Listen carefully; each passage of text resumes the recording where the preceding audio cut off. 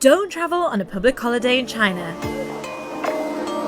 But if you have to, I'd recommend you avoid the tourist hotspots, skip the megacities, and search out some hidden gems.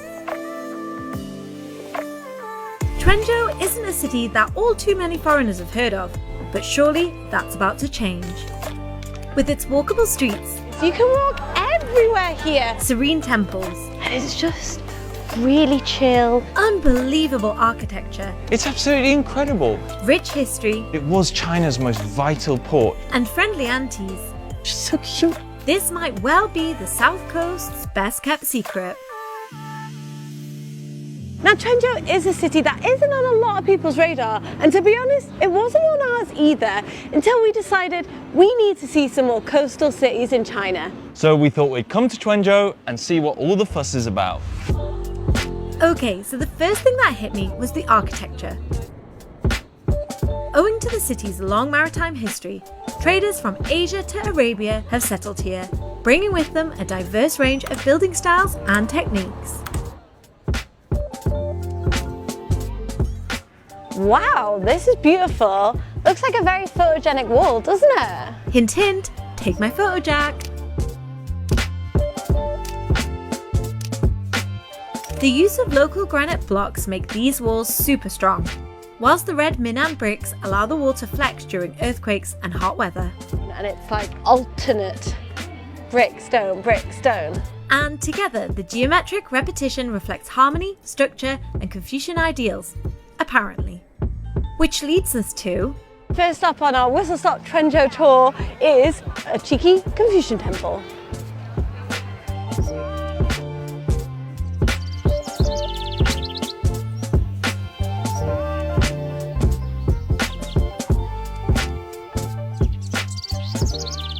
The temple itself feels confidently understated, but if you have a look up high, the roof is full of ornate, beautiful details.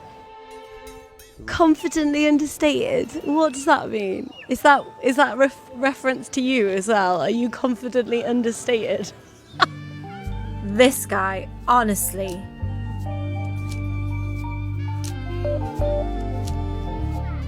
Oh, this temple feels very serene, doesn't it? There's lots of green around it. And when you look at the rooftops, you can see more trees. The fact that it's a Saturday and a public holiday, you think it'll be really, really busy. But we can't stay here for too long, unfortunately, because we've got lots to see here in Quanzhou. So let's go.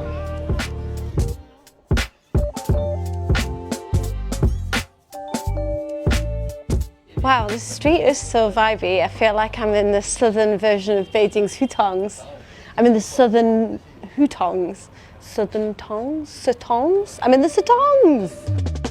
We'll come back to the southern hutongs later, and no doubt Jack will make me read out a voiceover all about their history and how they came to be.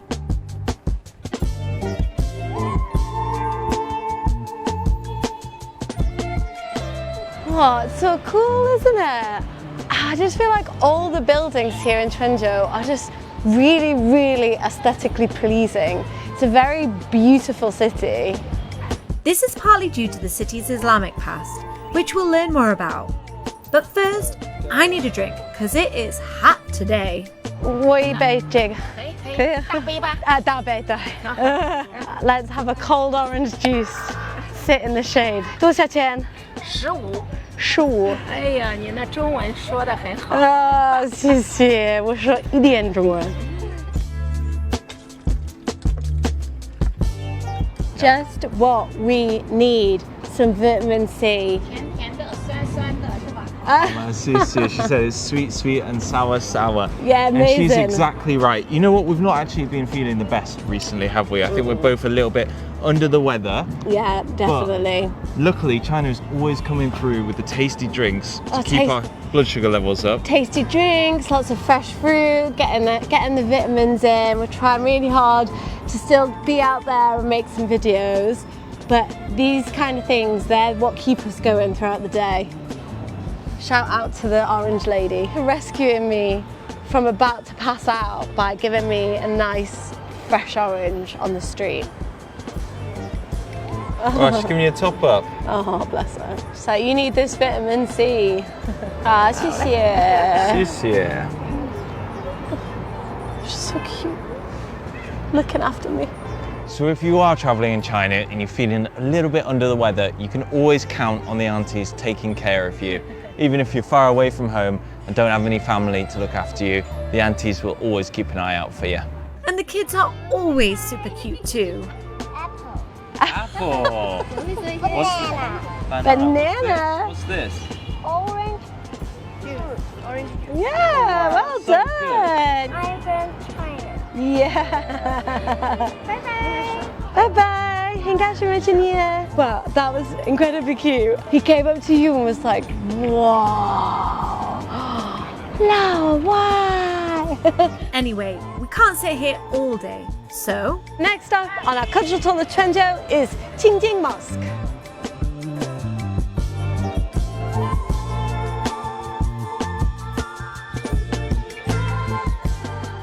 wow, stunning.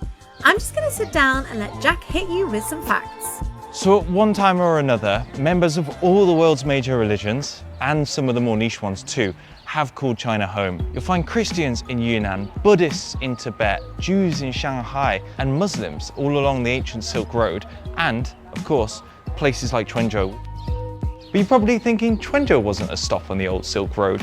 Well, you'd be absolutely right. But it was China's most vital port during the times of the old maritime Silk Road, which is something that I'll get Nico to explain via voiceover because she'll do a much more succinct job and you guys don't want to listen to me ramble on for 5 minutes. Okay, here goes.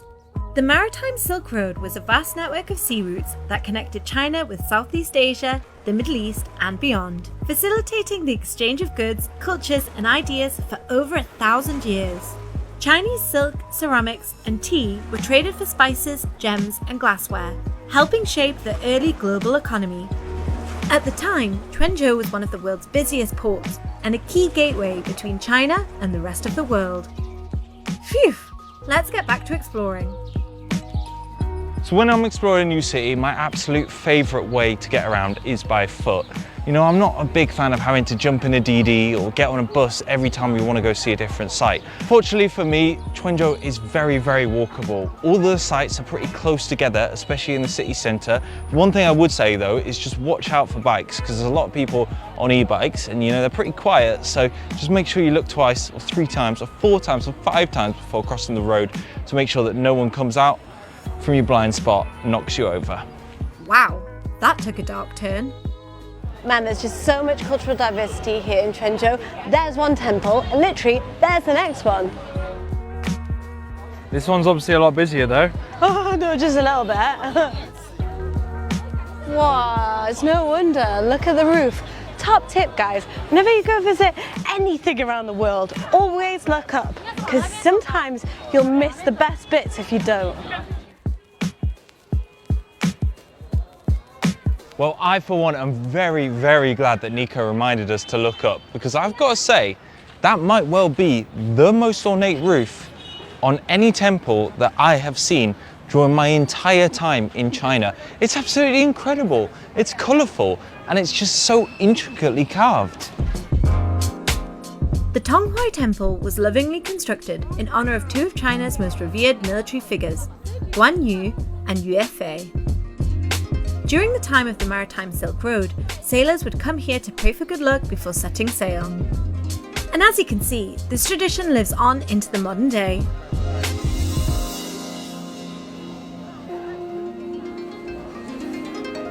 I'm not religious myself, but I do appreciate this many people coming together on a public holiday to undertake a ritual that clearly means a lot to them. And what a beautiful location and backdrop for them to undertake this ritual. In fact, my only concern is that this many people burning incense so close to one another might be a little bit of a fire risk. Thankfully, there are people on hand to take away the used incense and there are fire precautions I have noticed, so we should be safe. I hope. Whew, I think we need to lighten things up a bit. Oh, 这个很可爱的。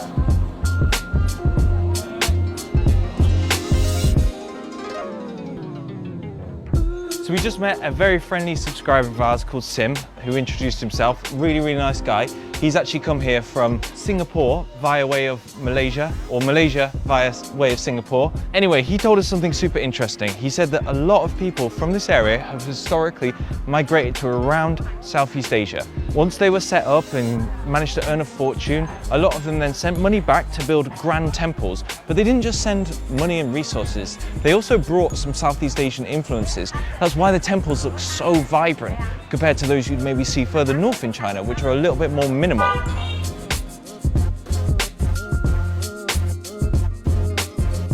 Hey guys, I hope you're enjoying the video so far. Honestly, it feels so good to be back here editing some China vlogs again. A lot of you have actually been asking us what we have been doing during our 7-month break.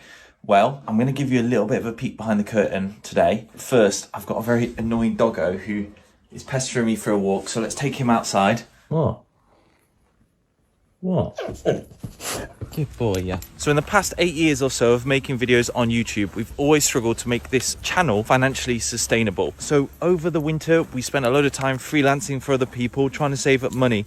And Nico was working very hard on a very special project that she is far too modest to tell you about, so I am going to do it for her. No, this wasn't in the script, mate. Stop it. Dog life is not all they tell you it is.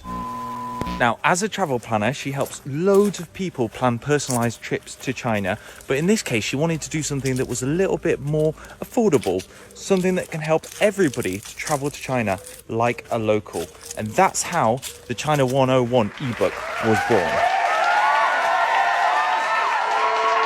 So as you guys know, things change so fast in China. So unlike a traditional guidebook whose listings will be out of date within a month or two, Nico will help you to set up your phone so that you can travel like a pro. You'll be able to find the best restaurants, the best hotels, the best transport options, all by yourself. What do you reckon, Sid? Yeah? Yeah. So if you do consider buying the book, then not only will you be helping us to make even more videos for you guys, but you'll also get something super cool in return that I think is an absolute gem of a resource. Anyway, I am waffling now, so let's get back to the video.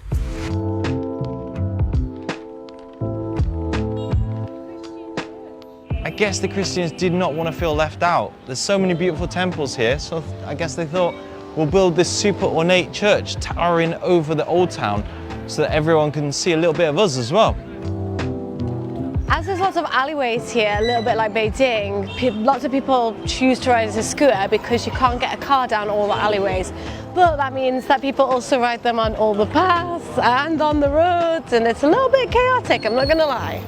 So let's go find somewhere quieter to explore. So earlier Nico was taking the mick out of me because I described the Confucian temple as confidently understated. Well, I am going to once again say that this temple also is confidently understated. They've just got these beautiful, bold inscriptions, murals, bits of calligraphy, just very simple plants which are strong but simple. And I think it really shows a confidence in their design choices. They're not trying to be overly showy. They're just saying, boom, here's a bush. Boom, here's a sign. There you go. We are devout.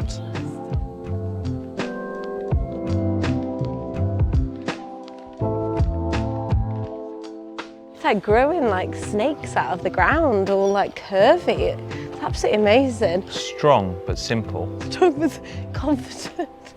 Confidently understated. Jack's word of the video. This tree, it's confident. It knows exactly who it wants to be. You know what, guys? I think we could all learn a lesson from this tree. Maybe this is something that we could take into our everyday lives. Just be confident in who you are. Be confidently understated. You don't need a flashy car. You don't need a flashy house. You are enough. And show the world that. Be bamboo. Be bamboo. Be more bamboo. That is the ultimate sign of confidence. Wow, I think all these temples have had a profound spiritual effect on Jack. Just plonked here, on its own, confidently understated. And they've certainly had a calming effect on me. And it's just really chill. There's a lovely vibe about it. Very peaceful. I think it's because there's so much greenery inside. Honestly, I love it when temples and nature combine. And it just makes me feel very zen inside. I've got an idea, guys. Why don't I just sit down and chill out and send Jack off to explore the various Song Dynasty era halls, buildings and courtyards that make up the Chungtian Temple complex.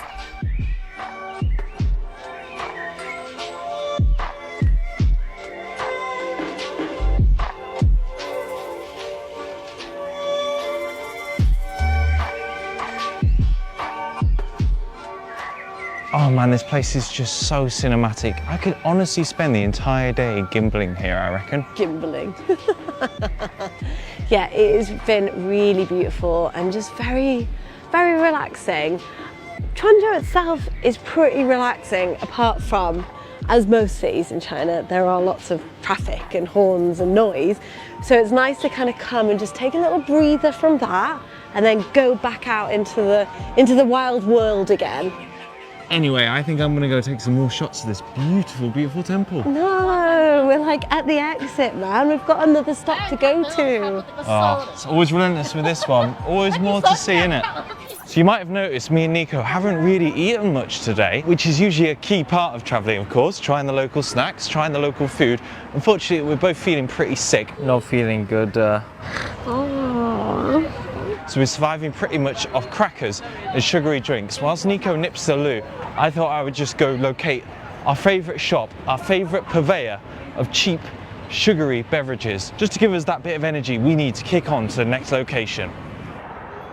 一杯这个，满杯百香果，对，大杯，摇冰的7块，好吧。谢谢。 So I got Nico a passion fruit one because she's both passionate and fruity.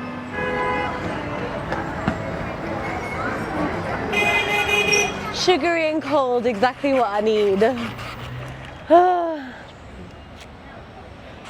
So the sugar's just starting to kick in. I'm feeling pretty energized, but it has simultaneously just started to rain. And you can tell who is tourists and who is locals by the way they're dressed. There's us mugs in our shorts and t-shirts, and all the locals have got rain ponchos stashed away in their scooters. They are prepared for this changeable southern Chinese weather during summer. Luckily, the rainstorm quickly passed. Oh, look at that bus. Oh, it's like a mini tram. That is adorable. This wasn't actually on our list, but here we are, another temple. Literally everywhere you go in Quanzhou, it's temple, temple, mosque, church, temple, temple. Everywhere. It's amazing. I've never seen so much culture in such a short space. No, short space, tight space, small space. That's it. I've never seen so much culture in such a small space. It's amazing. Well, I think the sugary drink has clearly kicked in. So while sheltering from another rainstorm, we just stumbled upon Quanzhou's bell tower, which is a bell tower or clock tower? It says bell tower on the map, but I wasn't sure what to expect because there was no picture of it. So, to be honest, I was not expecting this. Yeah, it's not quite as dynastic, shall we say, as the bell towers in Xi'an. Beijing or Xi'an, for example. Yeah, it's very different. It is quite different, but I would say it represents more of a modern dynasty, one of that reform and opening up period. It's very like 1980s, 1990s. Do you know what I think it is? I think it's confident understated. It is definitely confident and understated. That's getting a thumbs up from me, confident and understated. Chaos on that main street. So, you know what they say, find an alley, follow it. Spoken like a true Hutong Ren. Compared to Beijing's rigidly laid out hutongs, Quanzhou's tight alleys are a little more curved and freeform, perhaps reflecting the more laid-back nature of the city as a whole. It's a lovely little door, wooden door, isn't it? Very confidently understated, I would say. I don't think this was understated. I think this is exaggerated. Confidently exaggerated. Lots of little alleyways. It really feels like we're in Beijing right now. And I don't know the hutongs here in Quanzhou because it's my first time. So I've got to check the map. Whereas in Beijing, pro, you know? And much like Beijing's hutongs, there are lots of cute little shops and stalls where you can pick up some souvenirs for the fam. Adorable! Well, no trip is complete without a bit of shopping, and to be fair, this is you. Everyone's going to always think it's me that tries to buy the gifts, but it was definitely all you. Adorable! Maybe I will get some gifts for myself too. We're not in Beijing anymore. No, it's busy. To be fair, the sun's gone down. We did hope that we'd get to our last stop by sunset, and that hasn't happened. but not for lack of trying. And we didn't come out until quite late today. But honestly guys, you can walk everywhere here. Each stop has been no more than like 15 minutes from our hotel, which was really, really central. You can also, if you don't want to walk, you can get one of the little public buses around that scoots people from site to site. But we've just spent the entire day walking and it's such a walkable city. This is what we came to see. Everyone's giving out a round of applause. The final show. Well done, we made it. And clearly, we're not the only people who came here to snap a pic of the magnificent twin towers of the Kaiyuan Temple. Well, it's a popular photo spot with good reason because it's so blimmin' beautiful. I'm good that we got here a little bit too late to go closer and actually see it. But we did get a top tip from our friend earlier, and he said that if you find one of the coffee shops that's got a rooftop, you can go and have a drink and see the beautiful view. But for the meantime, I think we need to get you home, put you in a bath, and then put you to bed because you are not looking good, missus. Oh, thanks. Sorry, I mean, you are looking good. You just look like you're suffering. I can tell. I can see when my girl is suffering. I know, guys, I've tried hard. Honestly, this has been an amazing city to wander around, and I've had a really good day despite not feeling 100%. But don't worry, guys. Tomorrow we are going to go visit all of the most photogenic spots in Quanzhou, and it's going to be an absolute blast. Ooh, so rest up, wifey. Hyping it up. Just you guys wait. You are Tune in for a next treat. time. So like, subscribe, do all the things. See you later. Bye. Bye. 关注我，看尽国外热门视频。